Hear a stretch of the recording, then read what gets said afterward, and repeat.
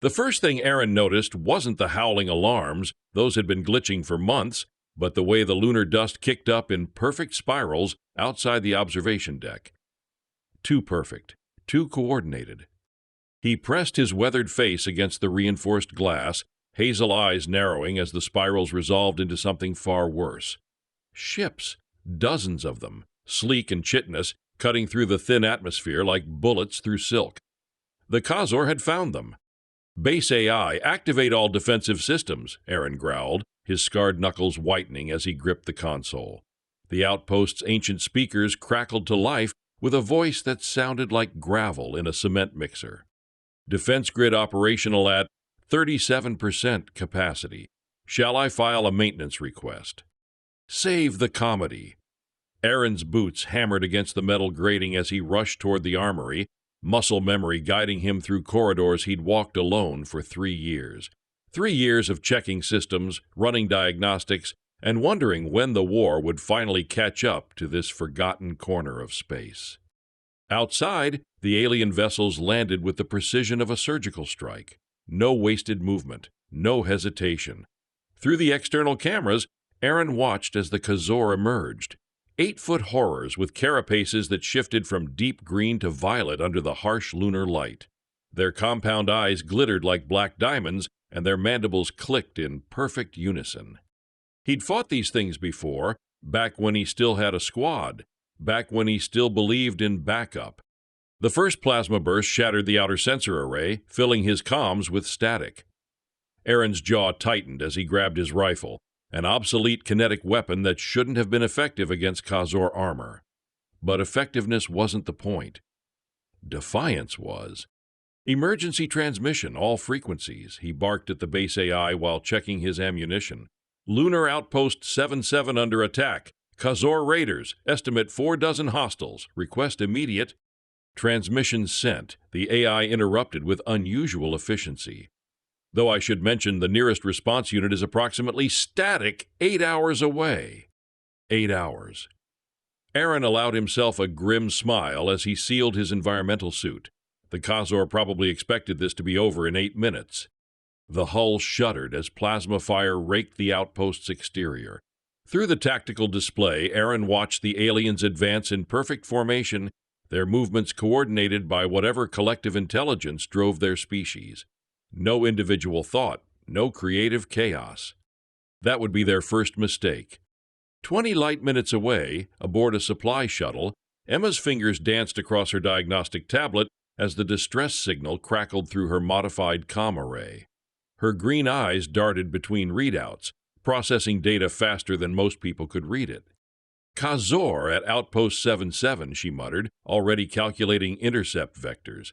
Her dark hair pulled tight in its practical bun, she began rerouting power from non-essential systems. The shuttle wasn't armed, but it carried something potentially more valuable, a full engineering kit and someone who knew how to use it. Pilot new destination. Her voice carried the quiet confidence of someone who'd solved impossible problems before. And pushed the engines past redline, someone down there needs help. As her shuttle streaked toward the distant moon, Emma's mind was already working. Outpost 77 was old, built with redundant systems from an era when humanity expected to lose battles. Every piece of obsolete equipment was potentially a weapon waiting for the right mind to unlock it. On the surface, Aaron triggered the first of the mining charges he'd planted during his endless maintenance rounds. The explosion sent a plume of lunar regolith skyward, temporarily blinding the advancing Khazor. In that moment of confusion, he fired 3 precise shots through the dust cloud. 2 found their mark. The Khazor didn't scream when they died, they simply collapsed, their connection to the hive mind severed. But the others adapted instantly, their formation shifting to account for the threat. Aaron was already moving, using maintenance tunnels to relocate before return fire could find him. Each step was calculated, each breath measured. This wasn't about winning, not yet. This was about surviving long enough for the real fight to begin.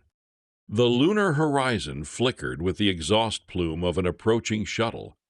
Aaron's scarred lips curved into something that might have been a smile. Maybe the Khazor had made their second mistake by not bringing enough ships. Above the tactical display, the base AI's voice crackled with what almost sounded like anticipation.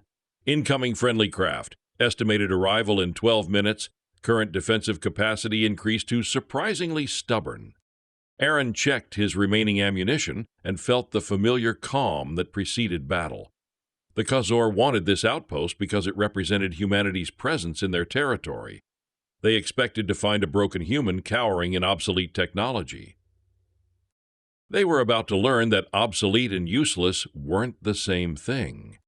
Emma's shuttle hit the lunar surface harder than regulation allowed, kicking up a gray plume that masked her landing zone from the alien raiders. Through her viewport, she could see plasma fire lighting up the outpost defensive perimeter like deadly fireworks. The main communications array was already slag, but heat signatures indicated at least one human was still moving inside. "This is Tech Specialist Emma reporting to Outpost 77.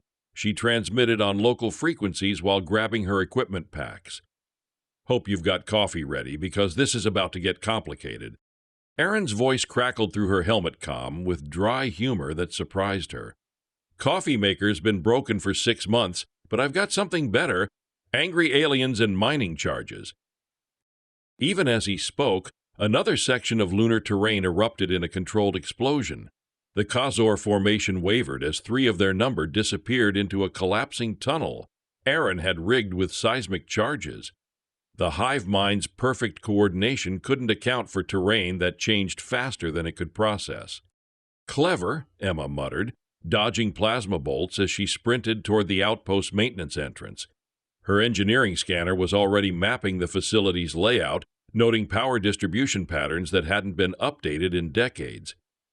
"But we can do better than mining charges." The airlock cycled with agonizing slowness while alien weapons fire peppered the surrounding surface. Emma's fingers tapped against her thigh in rapid staccato, thinking patterns Aaron would soon learn to recognize.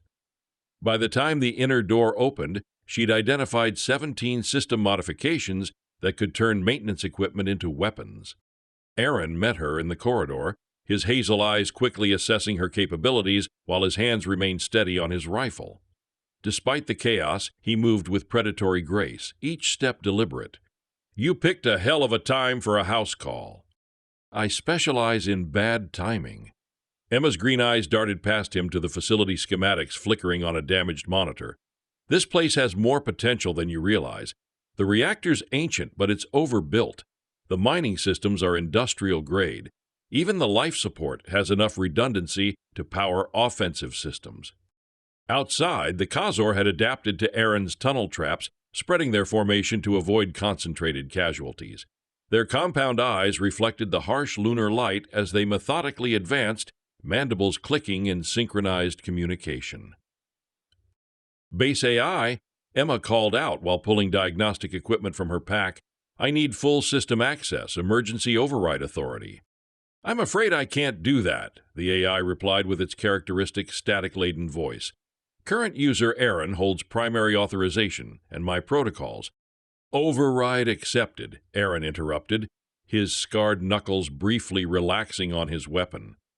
Something in Emma's confident movements reminded him of the specialists he'd worked with during the war, people who could see solutions where others saw problems. Emma's fingers flew across the interface, her mind processing data streams faster than the ancient displays could update. The mining equipment alone could generate focused electromagnetic pulses. The atmospheric processors could be reversed to create localized pressure waves. Even the waste recycling systems had components that could be weaponized. "There," she said with satisfaction, initiating the first wave of modifications. "Give me 20 minutes and this obsolete outpost becomes a fortress." Aaron triggered another mining charge, this time collapsing a section of the main approach route. The explosion lit up his weathered features as he watched the Khazor swarm recalculate their attack vectors. "Don't know if we have 20 minutes. The aliens' response was immediate and coordinated. Larger weapons emerged from their ships, plasma cannons that could melt through the outpost's armor plating. But as the first salvo struck, something unexpected happened. Instead of punching through, the energy dispersed across the facility's surface in crackling networks of dissipating light. Electromagnetic shielding, Emma explained, her voice tight with concentration as she rerouted power from non-essential systems. The mining equipment generates massive electrical fields. I've turned the whole outpost into a giant Faraday cage. Aaron's lips curved in what might have been approval. Fancy, but they'll adapt. Let them try. Emma's hands moved across the controls with surgical precision, each modification building on the last. The beauty of improvisation is that there's no pattern for them to analyze, no standard human tactics to counter. Through the tactical display, they watched the Khazor pause in their assault. The hive mind was processing this unexpected resistance, trying to categorize defensive measures that didn't fit established human military doctrine. That hesitation cost them. Aaron had used the pause to relocate 2 more mining charges, and when they detonated simultaneously, the shaped charges sent a cascade of lunar rock directly into the alien formation. The Khazor scattered, their first truly uncoordinated movement since the attack began. "They're confused," Aaron observed, his hazel eyes tracking the aliens' increasingly erratic movements. They expected standard defensive patterns. Emma looked up from her modifications, a quick smile flickering across her sharp features. "Then let's really give them something to think about." She activated the atmospheric processors in reverse, creating a localized pressure wave that sent 3 Khazor tumbling across the lunar surface. The aliens' carapaces could handle plasma fire and kinetic impacts, but they weren't designed for the crushing force of compressed atmosphere. The base AI's voice carried a note that almost sounded like pleasure. Defensive efficiency increased to creatively murderous. Outside, the Khazor were regrouping, but their perfect formation had given way to cautious probing. The hive mind was learning that these humans didn't follow the predictable patterns it had studied. Every assumption about human behavior was being systematically demolished by 2 individuals who refused to be categorized. Aaron checked his remaining ammunition while Emma initiated the next phase of her modifications. They had the aliens' attention now. The question was whether they could keep it long enough to survive until real help arrived. In the distance, more Khazor ships were approaching, reinforcements that suggested the hive mind was beginning to take this minor outpost seriously. Emma's fingers paused in their rapid typing as she noticed the new contacts on the scanner. "We just became their priority target." Aaron's scarred hand briefly touched the scar on his left cheek, an unconscious gesture that spoke of old battles and older losses. "Good, let them come." The outer perimeter fell with a sound like tearing metal. Aaron watched through the tactical display as Khazor warriors finally overwhelmed his improvised minefield, their carapaces gleaming under emergency lighting as they poured through the breach. 27 hostiles, moving with renewed coordination after adapting to his unpredictable tactics. "Emma, how much longer?"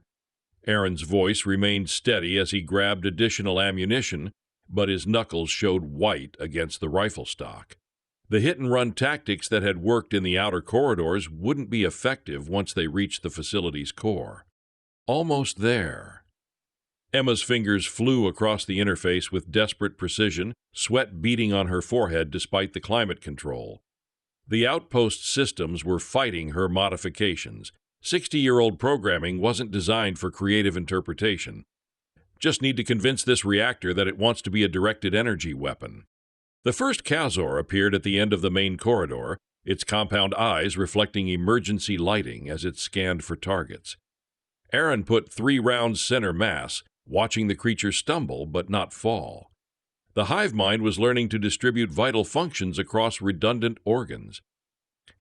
"They're adapting faster," he called out, already moving to his next prepared position. The maintenance tunnels gave him mobility, but the aliens were mapping those routes now, cutting off escape vectors with methodical precision. Emma's engineering scanner showed power fluctuations cascading through the facility's infrastructure. She was pushing 60-year-old systems past their design tolerances, but the alternative was worse than catastrophic failure. It was surrender. "Base AI, reroute all power from life support sectors 3 through 7 to the primary reactor," she ordered while simultaneously modifying the atmospheric recycling protocols. And prep the mining laser array for manual override. That configuration will cause system instability, the AI warned, its gravelly voice somehow managing to sound concerned. Reactor containment isn't designed for those power levels. Containment is overrated. Emma's green eyes darted between scrolling diagnostic data and the tactical display showing alien positions. We're not trying to maintain this facility. We're turning it into the galaxy's most expensive explosive. Aaron appeared in the doorway, moving with that predatory grace Emma was beginning to recognize. His hazel eyes were bright with battle focus, but she could see the calculation behind them. He was already planning 3 moves ahead, the way good soldiers learned to think when backup wasn't coming. 6 more down, but they're in the secondary corridors now, he reported, his breathing steady despite running tactical maneuvers through a facility he'd defended alone for 3 years. Whatever you're planning, now would be good. Emma's modification reached critical threshold. Throughout the outpost, systems designed for mining and atmospheric processing began generating focused electromagnetic fields. The lights flickered as power rerouted through pathways that hadn't been active since construction. There, she stepped back from the console with grim satisfaction. The entire facility is now a directed energy weapon. Every piece of mining equipment, every atmospheric processor, every waste recycling unit, they're all focusing power into a single pulse. On the tactical display, Khazor heat signatures showed the aliens spreading through the facility's lower levels. Their movement patterns were perfect coordination given form, each warrior positioned to maximize coverage while minimizing vulnerability to human weapons. But they weren't positioned for what Emma had just created. Firing in 3, 2. Emma's finger hovered over the activation control, her sharp features illuminated by the ready indicator's amber glow. Aaron braced himself against the corridor wall, his scarred hands steady despite the adrenaline. Do it! The pulse that erupted from Outpost 77 wasn't visible light. It was pure electromagnetic energy channeled through systems never designed to work in concert. Mining lasers, atmospheric processors, and recycling equipment all contributed to a focused beam that lit up the lunar surface like a miniature star. The Khazor caught in the pulse simply stopped.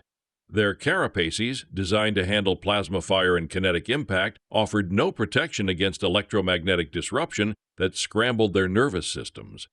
12 aliens collapsed simultaneously, their connection to the hive mind severed by neural feedback. But the victory came at a cost.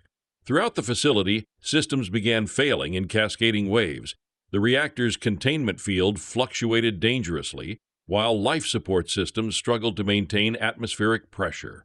We bought ourselves time, Emma said, her voice tight as she watched diagnostic warnings multiply across her screens, but we've also crippled half our defensive capability. Aaron's smile was grim but approving. Sometimes the best defense is making the other side afraid to get close. Through the external cameras, they could see the surviving Khazor regrouping at a distance. The hive mind was reassessing, trying to process how 2 humans had just eliminated nearly a third of their assault force using mining equipment. Base AI damage report, Emma requested while her hands automatically began stabilizing the most critical systems. Reactor containment at 67%, life support marginal, weapons systems. The AI paused with what might have been dark humor, improvised beyond manufacturer specifications. Outside, the Khazor were receiving reinforcements. Fresh warriors emerged from additional ships, their carapaces reflecting the harsh lunar light as they took positions around the now dangerous outpost. But their formation showed something new: caution. Aaron noticed it too. They're not sure what else we might have rigged. The hive mind's trying to develop new tactical parameters. Emma's fingers resumed their rapid thinking pattern against her thigh as she studied the alien positioning. Good. Confusion is our best weapon now. The electromagnetic pulse had given them breathing room, but it hadn't solved their fundamental problem. They were still outnumbered, still isolated, and now working with damaged systems that might fail catastrophically at any moment. But they'd also proven something important. The Khazor's perfect coordination came with a weakness, an inability to adapt quickly to truly unpredictable human innovation.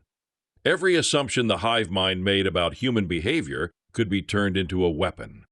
Aaron checked his remaining ammunition while Emma began her next modification. The aliens wanted this outpost, but they were going to pay a price that would make them reconsider attacking isolated humans. In the distance, more ships appeared on the horizon. The battle was escalating beyond a simple raid.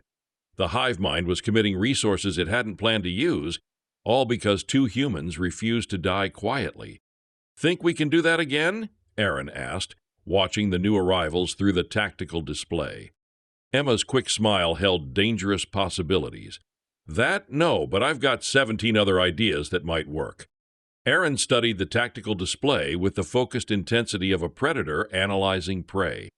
The Khazor had established a perimeter exactly 800 meters from the outpost, just beyond the effective range of Emma's electromagnetic pulse, but close enough to observe and adapt. Their formation showed the hive mind's growing respect for human unpredictability. "They're learning," he murmured, his scarred fingers tracing approach routes across the tactical overlay. 3 years of solitary maintenance had taught him every crater, ridge, and fissure within 5 kilometers of the outpost. But they're still thinking like a collective. Emma looked up from her desperate repairs to the reactor's containment system. Her green eyes were bright with exhaustion and adrenaline, but her mind remained sharp. Meaning? "They assume I'll defend the outpost because it's valuable." Aaron's hazel eyes gleamed with something that might have been anticipation. "They can't conceive that I might abandon a strategic position to attack them." Outside, the Khazor were deploying heavy weapons, plasma cannons that could reduce the outpost to molten slag from their safe distance. The hive mind had decided that patience was preferable to losses, even if it meant a prolonged siege. Aaron sealed his environmental suit and grabbed additional ammunition. How long before that reactor containment fails completely? Emma's diagnostic readouts painted a grim picture.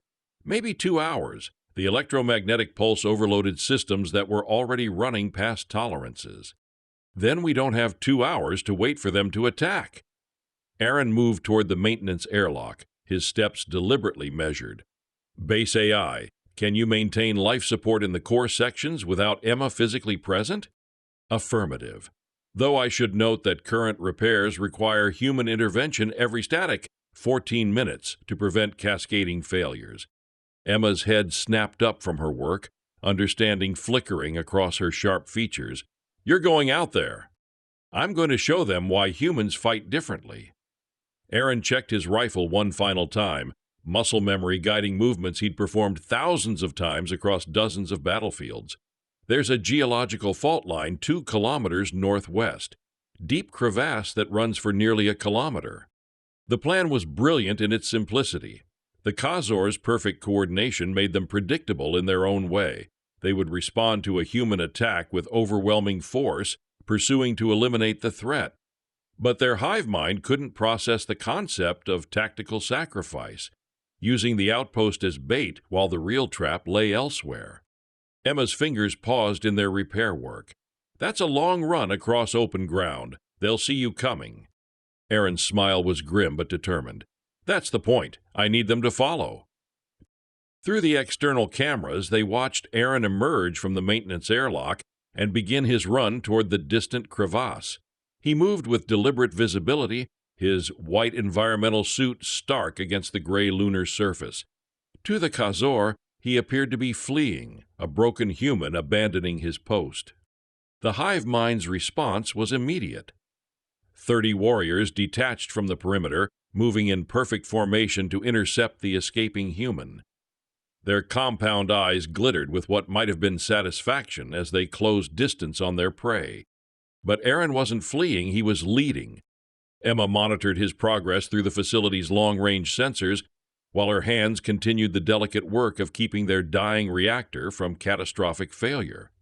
Each step of Aaron's run was calculated, his pace designed to maintain pursuit without outdistancing his followers. "He's actually doing it," she whispered, watching the tactical display show Khazor warriors streaming after Aaron in textbook pursuit formation. The geological fault was invisible until you were directly above it, a narrow crack in the lunar surface that plunged hundreds of meters into darkness. Aaron had discovered it during his routine surveys, marking it as a navigation hazard to be avoided. Today it was salvation. Aaron reached the crevasse with the Khazor less than 50 meters behind. Their plasma weapons were already charging, ready to end this chase with overwhelming firepower. The hive mind calculated trajectory, target acquisition, and firing solutions with mechanical precision. It never considered that Aaron might jump. His leap carried him across the narrow opening while simultaneously triggering the seismic charges he'd planted during his approach. The explosions weren't designed to kill. They were designed to widen the crevasse just enough to swallow a perfectly coordinated formation of pursuing aliens. 27 Khazor warriors plunged into the lunar depths, their connection to the hive mind severed by distance and impact. The perfect formation that had made them so effective became their doom when the ground beneath them disappeared.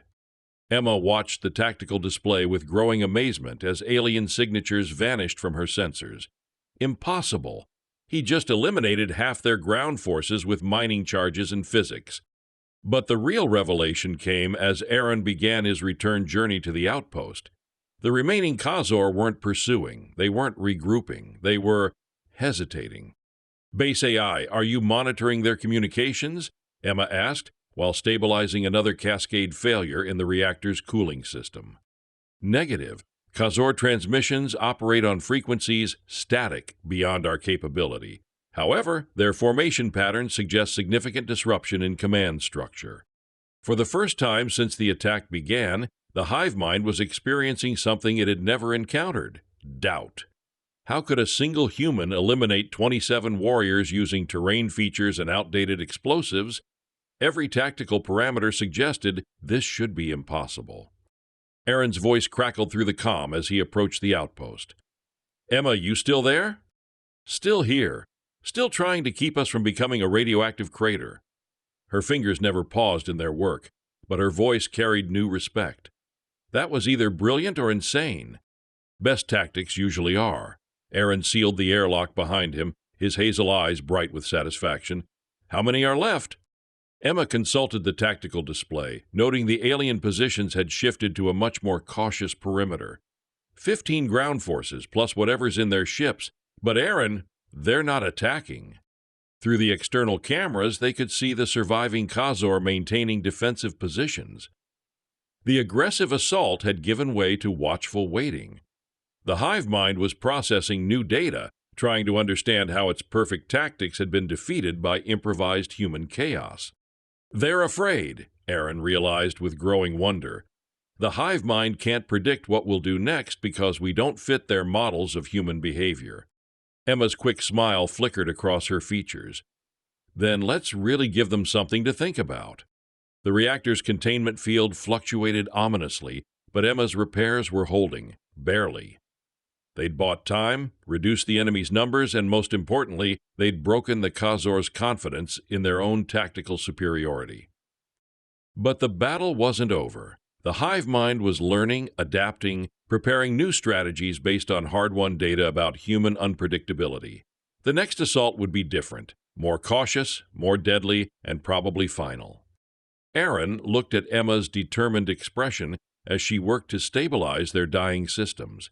They'd survived longer than either had expected, accomplished more than seemed possible. Now they had to decide whether to wait for the enemy's next move or take the initiative once more. The hive mind might be learning to fear human unpredictability, but it still held the advantage in numbers, technology, and resources. The question was whether two humans could continue to outmaneuver a collective intelligence that was now taking them seriously as a threat. Outside, the Khazor waited in their new defensive positions, compound eyes watching the outpost with something that might have been respect.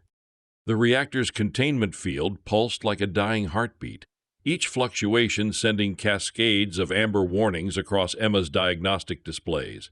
Her green eyes darted between readouts that painted an increasingly desperate picture. Core temperature rising, magnetic bottles failing, and coolant systems struggling with damage from their electromagnetic gambit. "Talk to me, Emma."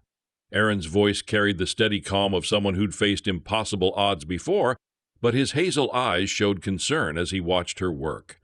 Sweat beaded on her forehead despite the facility's climate control struggling to maintain stable conditions. "I can overclock the reactor one more time," Emma said, her fingers flying across controls that sparked occasionally under the strain. "Enough power for another pulse, maybe bigger than the last one. But? Her hands paused in their rapid movements, the first sign of hesitation Aaron had seen from her. "The containment will fail, not might fail, will fail. We'll have maybe 30 seconds between activation and containment collapse." Through the tactical display, they could see the Khazor had adapted again. Elite warriors were emerging from the ships, larger specimens with enhanced carapaces that pulsed with integrated technology. The hive mind was escalating, bringing specialists designed for high-threat environments. "Base AI, analysis of the new hostiles," Aaron requested while checking his remaining ammunition. The kinetic rounds that had been effective against standard warriors would barely slow down these enhanced variants. New contacts Shattuck, significant upgrades, electromagnetic shielding, redundant nervous systems, adaptive armor plating, estimated threat level substantially problematic. Emma resumed her work with renewed urgency. The enhanced Khazor moved differently than their standard troops. Less coordination, more individual capability. The hive mind was learning to value specialist independence over collective precision. "They're not just adapting tactically," she observed, while rerouting power through increasingly unstable pathways. "They're adapting evolutionarily, in real time." Aaron felt the familiar weight of isolation settling on his shoulders like an old, unwelcome coat. 3 years alone on this forgotten outpost had prepared him for solitude, but not for watching someone else face the same impossible odds that had claimed his previous unit. "Emma!" His scarred hand briefly touched her shoulder, a gesture of connection that spoke louder than words. "You don't have to do this. There might be other options." Her quick smile held no fear, only determination. "Like what? Wait for them to breach with enhanced troops? Hope the reactor holds together long enough for rescue?" She shook her head, dark hair catching the emergency lighting. "Sometimes the best option is the insane one." The enhanced Khazor began their approach with methodical precision. Unlike their predecessors, these warriors spread out, using terrain features and coordinated movement to minimize exposure.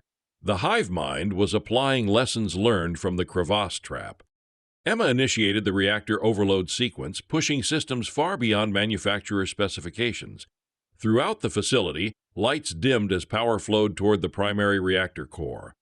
The containment field began to destabilize almost immediately.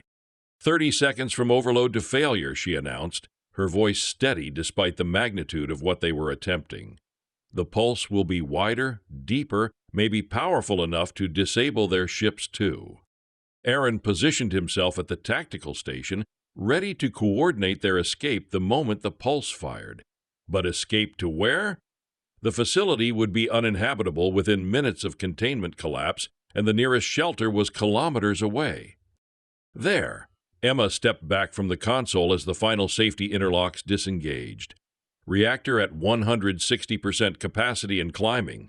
Electromagnetic pulse will fire automatically when containment reaches critical threshold. The enhanced Khazor were less than 200 meters from the outpost when the reactor achieved critical overload. Emma's pulse erupted with 3 times the power of their previous attempt, washing across the lunar surface in a wave of disruption that lit up every electromagnetic spectrum. The effect was immediate and devastating. Enhanced warriors collapsed as their integrated technology failed catastrophically. Ship systems went dark as electromagnetic interference scrambled their control networks. Even the hive mind's long-range communications were disrupted, leaving survivors isolated and confused. But the victory lasted exactly 27 seconds. The reactor's containment field collapsed with a deep, thrumming vibration that Aaron felt in his bones. Throughout the facility, systems began shutting down in emergency cascade as the power core went critical. Move! Emma grabbed essential equipment while Aaron triggered the emergency lockdown sequence. They had minutes before reactor breach would turn their refuge into a radioactive crater. The maintenance tunnels that had served as Aaron's tactical advantage now became their lifeline. They ran through passages lit only by emergency phosphorescence, carrying what supplies they could manage while the facility died around them. Behind them, the Khazor ships were struggling to restore power and communications. The electromagnetic pulse had achieved more than Emma had hoped. It had severed the aliens' connection to their hive mind, leaving individual warriors operating independently for the first time in their evolutionary history. There, Aaron pointed toward an emergency shelter built into a lunar ridge 3 kilometers from the outpost. It was designed for maintenance crew refuges during solar storms, basic life support, minimal supplies, and no strategic value. They reached the shelter just as the outpost's reactor achieved full breach. The explosion lit up the lunar horizon like a miniature sunrise, sending debris arcing across the airless sky in perfect ballistic trajectories. Emma collapsed inside the shelter, exhaustion finally overwhelming adrenaline. Her sharp features showed the strain of pushing obsolete systems past their breaking point while maintaining the split-second timing necessary to survive. "We did it," she whispered, watching the debris field settle across the lunar surface. "We actually did it." Aaron sealed the shelter's airlock and checked their supplies. Oxygen for maybe 12 hours, water for 3 days, and enough rations to last a week if they were careful. Not enough for rescue, but enough to make their survival meaningful. Through the shelter's single observation port, they could see individual Khazor warriors moving across the lunar surface. Without their ship's guidance and the hive mind's coordination, they appeared lost. Intelligent beings suddenly forced to think independently for the first time. "Look at them," Emma said with growing wonder. "They don't know how to function as individuals." Aaron nodded grimly. The enhanced warriors were powerful but confused, their tactics breaking down without collective guidance. The electromagnetic pulse had done more than damage their technology. It had severed the fundamental connection that defined their species. But their isolation was temporary. The hive mind would adapt, restore communications, and coordinate a response to the humans who had just demonstrated that obsolete technology and creative thinking could defeat supposedly superior forces. Emma's fingers resumed their unconscious tapping pattern against her thigh, thinking, planning, calculating. Even exhausted and trapped in an emergency shelter, her mind was working on their next move. "The ships are damaged but not destroyed," she observed while studying the alien positions through their limited optics. "When they restore power, they'll be angry." Aaron's scarred hand briefly touched the mark on his cheek. "Let them be angry. We just proved that 2 humans with mining equipment can cripple their entire assault force." Outside, the Khazor were beginning to regroup as individual warriors found each other and established primitive communication. The hive mind was reasserting control, but slowly, cautiously, with new respect for human ingenuity. The battle was far from over, but its nature had changed. What began as a simple raid on an isolated outpost had become something larger, a test of whether human creativity could consistently outmaneuver alien technological superiority. Emma looked at their meager supplies and calculated survival probabilities while Aaron monitored the slowly organizing Khazor forces. They'd survived longer than anyone had a right to expect, but the hardest part lay ahead. Now they had to survive long enough for rescue, while the hive mind learned from every mistake and adapted to every successful human tactic. The real war was just beginning.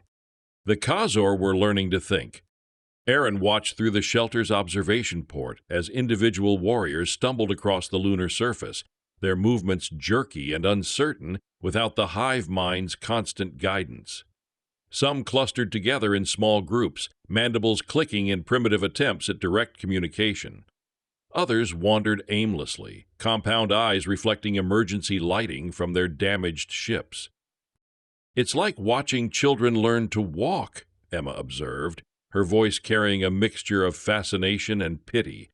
Despite everything, she couldn't help but analyze the unprecedented behavior they were witnessing. They've never had to make individual decisions before. The electromagnetic pulse had created something neither human had anticipated, a temporary break in the collective intelligence that defined Khazor civilization. For perhaps the first time in their species' evolutionary history, individual aliens were thinking independent thoughts. But the separation was already beginning to heal. Aaron could see it in the way the scattered Khazor were slowly, instinctively drawing closer to their damaged ships. The vessels, though crippled, still hummed with a faint, residual energy, a beacon for the disoriented individuals. The hive mind, though fractured, was not broken. It was merely reconfiguring. "They're drawn to the ships," Aaron noted, pointing to a group of 3 enhanced warriors converging on a downed Khazor transport. The hive mind's core must still reside there, even if its reach is diminished. Emma nodded, her mind already racing. "If we can prevent them from fully reestablishing their connection, we might buy ourselves more time. Or, better yet, turn their temporary disarray into a permanent advantage." Their meager supplies in the shelter were a ticking clock. 12 hours of oxygen, 3 days of water, a week of rations. Rescue was still 8 hours away at best, and that was assuming the distress signal had even made it through the Khazor's interference and the outpost's destruction.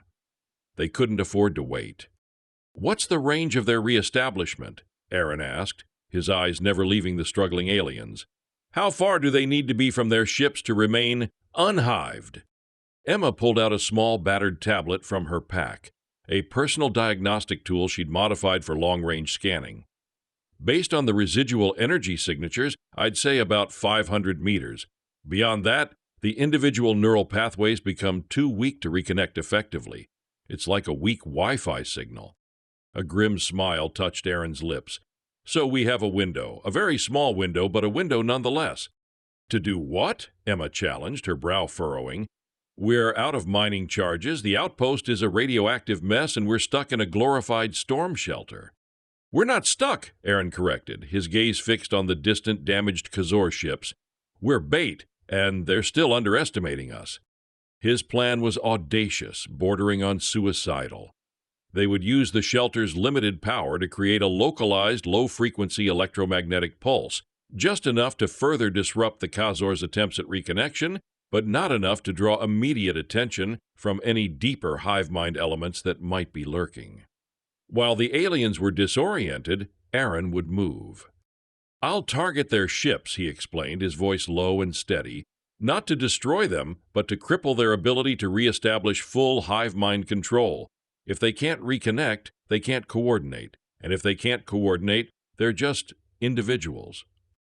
"And you'll do this with what?" Emma asked, skepticism warring with a flicker of admiration in her eyes.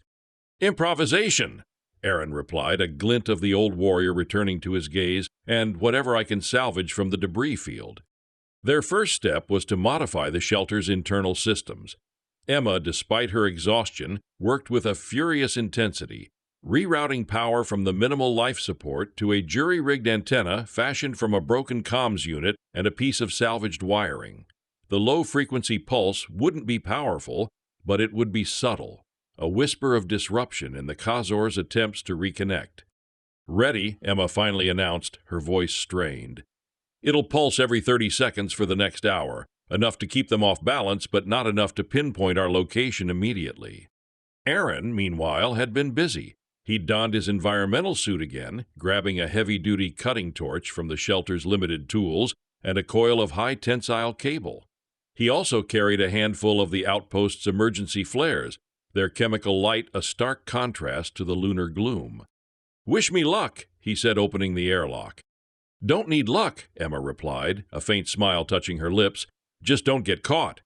He moved like a ghost across the lunar surface, using the chaotic debris field from the outpost's explosion as cover. The low-frequency pulses from the shelter were barely perceptible, but Aaron could see their effect on the Khazor. Individual warriors would twitch, their mandibles clicking erratically, their movements becoming even more disjointed. The fragile threads of reconnection were being frayed before they could fully reweave. His target was the largest of the downed Khazor transports, its hull breached in several places, but its internal systems still showing faint energy signatures. He knew the hive mind's core processing units would be located deep within, protected by layers of armor. He couldn't destroy them, but he could disrupt them. Reaching the ship, Aaron used the cutting torch to carve a rough entry point near a damaged access panel. The alien metal hissed and sparked under the intense heat, but the noise was swallowed by the vacuum of space. Inside, the air was thin and metallic, a stark contrast to the outpost's recycled atmosphere. He moved through the ship's interior, a labyrinth of organic conduits and crystalline structures. The few Khazor he encountered were still disoriented, their movements sluggish. He avoided direct confrontation, conserving his energy and precious oxygen. His goal was not to fight, but to sabotage. He found what he was looking for in the ship's central processing chamber, a pulsating bioluminescent node that hummed with the collective consciousness of the Khazor. It was the heart of their local hive mind, the nexus of their coordination.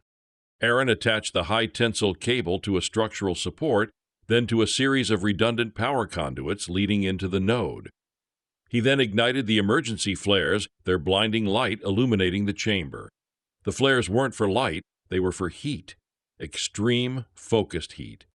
The flares burned with an intense localized heat, slowly melting the crystalline conduits. It was a crude method, but effective. The node began to flicker, its bioluminescence dimming erratically. He could almost feel the collective scream of the hive mind as its local processing power was systematically degraded. He pulled back, the heat from the flares making his environmental suit uncomfortably warm. He had done what he could. The node wasn't destroyed, but it was severely damaged, its ability to coordinate and command the remaining Khazor crippled. As he made his way back to the surface, the Khazor outside were in even greater disarray. The combination of Emma's subtle pulses and Aaron's direct sabotage had pushed them past their breaking point. Their movements were now truly chaotic, individual warriors lashing out at shadows or simply collapsing into inert heaps. He returned to the shelter exhausted but triumphant. Emma met him at the airlock, her eyes wide with a mixture of relief and awe. "What did you do?" she whispered, helping him out of his suit. "I gave them a headache," Aaron replied, a weary grin spreading across his face. "A really big headache." Through the observation port, they watched as the remaining Khazor ships, unable to restore full power or coordinate their ground forces, began to retreat. Not a coordinated withdrawal, but a desperate, uncoordinated scramble into the blackness of space. The hive mind, for now, had given up on Outpost 77. "They're leaving," Emma breathed, her voice filled with disbelief. "They're actually leaving." "They're not leaving," Aaron corrected, watching the last of the alien ships vanish into the void. "They're retreating, and they'll be back, but next time they'll know what they're up against." The immediate threat was gone, but their situation remained precarious. The shelter had limited supplies, and the moon was still a hostile environment. But as the sun rose over the lunar horizon, casting long shadows across the debris field, a new contact appeared on Emma's long-range scanner. "Aaron," she said, her voice trembling with emotion, "I'm picking up a friendly signature. Faint, but definitely friendly." Aaron looked at the scanner, then back at Emma. Her green eyes, though still tired, were now filled with hope. He felt a warmth spread through him, a feeling he hadn't experienced in years, the quiet certainty of survival and the unspoken promise of companionship. "Looks like our coffee's finally here," he said, a genuine smile replacing his grim one. The rescue ship, a battered but reliable military transport, touched down a few hours later, its crew of battle-hardened Marines and medics cautiously approaching the shelter. They found Aaron and Emma, two unlikely heroes, sitting side by side, watching the lunar sunrise. "Outpost 77, this is Rescue 1, the lead Marine said, her voice crackling over the comms. "Report status." Aaron looked at Emma, then back at the Marine. "Status complicated, but we held the line." Emma, despite her exhaustion, managed a tired chuckle. "And we taught the Khazor a valuable lesson about human ingenuity." As they boarded the rescue ship, leaving the ruined outpost and the barren lunar surface behind, Aaron looked back one last time. The explosion had left a massive crater, a testament to their desperate gamble, but it was also a monument to their defiance. The war with the Khazor was far from over. The hive mind would learn, adapt, and return with new strategies and even more formidable forces. But now they would face an enemy they no longer understood. An enemy that refused to be categorized, an enemy that turned obsolete technology into devastating weapons, and an enemy that, when pushed to the brink, would always find a way to improvise, adapt, and overcome. Aaron and Emma, two individuals who had been isolated and underestimated, had proven that humanity's greatest strength lay not in its technology, but in its unpredictable, chaotic, and fiercely determined spirit. They had bought humanity time, and in doing so had redefined the terms of the war. The Khazor had learned to fear human unpredictability, and that fear, Aaron knew, was a weapon more potent than any plasma cannon. The real war had indeed just begun, but humanity now had two new formidable champions leading the charge.